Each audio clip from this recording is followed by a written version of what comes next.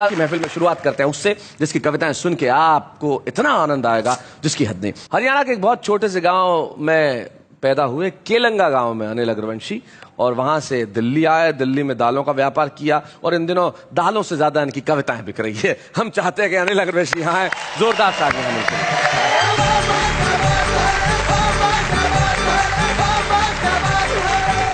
नेताओं के बारे में बहुत सी बात कही जी।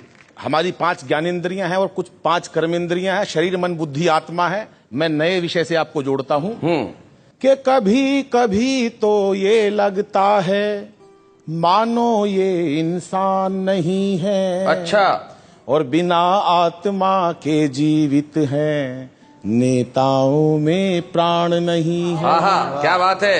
कितना चीखो ये नहीं सुनते, इनके दोनों कान नहीं है। और बात बात पर झूठ ये कहते, इनकी कोई जुबान। क्या बात है, वाह वाह वाह। आंख मूंद के देश चलाते, वाह वाह। रस्ते का इन्हें ज्ञान नहीं है।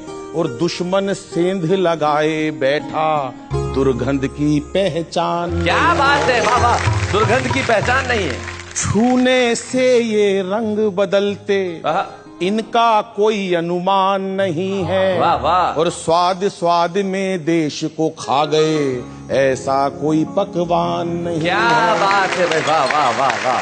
फिर भी छाती ठोक के कहते, साफ छवि बेईमान नहीं है। और जैसा होता था ये पहले, वैसा हिंदुस्तान नहीं है। भाई क्या वैसा हिंदुस्तान नहीं। बात है। मैंने तो नेताजी से पूछा, मैंने कहा साहब आपको 5 साल का समय मिलता, आप कुछ नहीं करते। बोले यार टाइम ही नहीं मिलता 5 साल में। मैंने कहा ऐसा क्या करते हो 5 साल में? वो बता रहे हैं खुद अपनी जुबानी जी कि प्रथम वर्ष जीत की खुशी में बीत गया, स्वागत समारोह कहीं जश्न मनाने में। दूजा साल दाव पेच सीखने में व्यस्त रहा, अधिकारियों के संग तालमेल बैठाने में।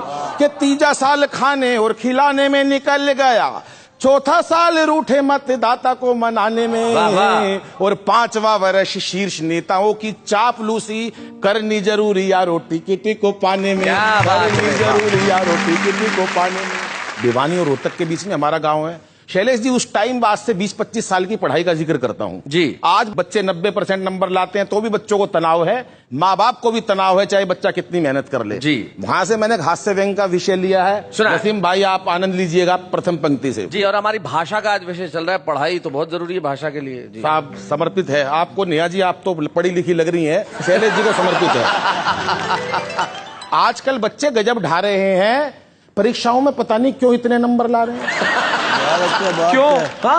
हम तो 7-8 भाई थे, पढ़ाई में खूब दिल लगाया करते, तब जाके सबके मिला के 60-70% आया करते। बहुत अच्छे, बहुत बढ़िया, बहुत बढ़िया। हौसले इतने बुलंद, कभी उदास नहीं हुए। कभी उदास नहीं हुए। एक साल में 2 भाइयों से ज्यादा पास नहीं हुए। घर वालों ने जो पुस्तकें एक बार दिलवा दी, सारी जिंदगी वही चला दी। छोटे वाला भाई हमेशा कई ट्यूशनें पढ़ा। अच्छा। पूरा जोर लगा लिया, नेहा जी अगली क्लास में नहीं चढ़ा। एक दिन नाम ही कटवाना पड़ा। दरअसल उसे जबरदस्ती स्कूल में डलवा दिया, पहली कक्षा में दाखिल कराया था, 5 साल बाद पहली से निकलवा लिया। भाई साहब ध्यान करना, मुझे तो याद है 12वीं में मेरे अकेले के 43% आए थे। 43%, 43। मेरे अकेले के 43% आए थे। घर वाले क्या रिश्तेदार तक फूले नहीं समाये थे। रिजल्ट देखकर घर लौटा, भाई साहब अद्भुत घड़ी थी। बड़ी बुआ दरवाजे पे आरती का थाल लिए खड़ी थी। बहुत अच्छे, बहुत बढ़िया अनिल। कहने लगी बच्चे ने इतिहास रच दिया। कहने लगी बच्चे ने इतिहास रच दिया। इसी खुशी में सुबह की सवामनी, शाम का भंडारा रख दिया। पिताजी ने पूरे घर में सफेदी करवा दी, मार्कशीट शीशे में जड़वाकर ड्राइंग रूम में टंगवा दी। यूं समझ लो बधाई देने वालों के तांते लग गए। पिताजी तो लोगों को धन्यवाद धन्यवाद कहते कहते थक गए। बड़ी अम्मा जी ने तो यहां तक कह दिया, अब जब तक इसकी पढ़ाई चलेगी घर में देसी घी की अखंड ज्योत जलेगी। ये अलग बात है, पढ़ाई बीच में ही छुड़वानी पड़ी। शैलेश जी 6 महीने से पहले जोत बुझानी पड़ी।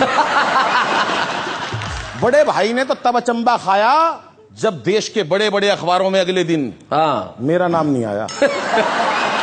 सब कुछ रह गया धरा का धरा, दाखिला आखिर कोरेस्पोंडेंस में मिला। कोरेस्पोंडेंस, पत्राचार, सब कुछ रह गया धरा का धरा, दाखिला आखिर कोरेस्पोंडेंस में मिला। लेकिन ना कोई शिकवा, ना किसी से गिला। हमारे समय में बच्चे पढ़ाई से बिल्कुल नहीं घबराते थे, एक कक्षा में कई कई वर्ष लगाते थे। कई बच्चों के तो रिश्ते भी स्कूल के थ्रू आते थे। कई बार तो भाई साहब सिलेबस तक एक्सपायर हो जाया करते। सिलेबस एक्सपायर, अरे वाह वाह, बहुत बढ़िया, बहुत अच्छा अनिल। कई बार तो सिलेबस तक एक्सपायर हो जाया करते। राम लखन जी बच्चे वहीं पड़े रहते, मास्टर रिटायर हो जाया करते। जो बच्चे एक कक्षा में कई कई साल लगा दिया करते, उन्हें अगले साल कक्षा का मॉनिटर बना दिया करते। क्या बात है। वही बच्चे आज विजेता बन गए, उस टाइम के सारे मॉनिटर आज देश के नेता बन गए। क्या बात है भाई, वाह वाह वाह। लेकिन आज बच्चे जाने किस तनाव में रहते हैं, हर वक्त एक अभाव में रहते हैं। बच्चों का बचपन बस्ते के बोझ तले दब गया। माँ बाप का प्यार कंप्यूटर व मोबाइल की भेंट चढ़ गया। माँ बाप का प्यार कंप्यूटर, वाह वाह वाह वाह।